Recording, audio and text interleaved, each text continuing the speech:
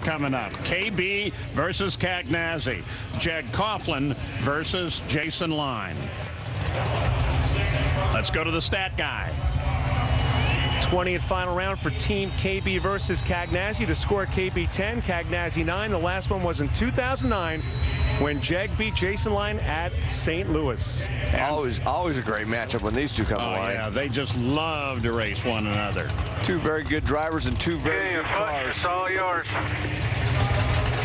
Well, there's the call. You know you're close to the pre-stage lights when you hear that. Jason Line's been running just slightly better than Jeg on the racetrack, but they've been very close. 657, 658, right in that range. This could well be decided on the starting line.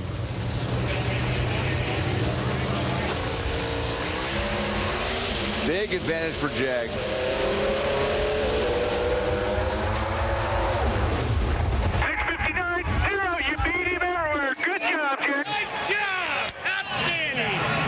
Jeg becomes the driver now with the most wins for the Chevy brand. He has 30.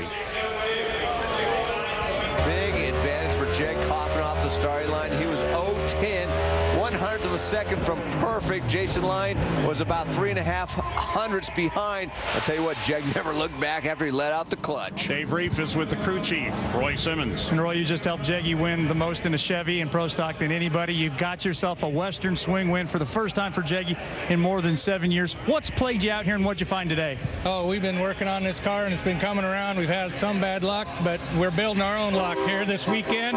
And I also want to put a word out to Victor Sr., Victor's dad. He was in the hospital last week having some heart stuff. We're glad he's out of the hospital doing good. And this is for the whole team. We've all rallied together and put this thing together, and that's the start of something good. We send out our best as well. Jeg Coughlin said coming into this weekend, guys, he's got one of the best race cars he's ever had at the Western Swing.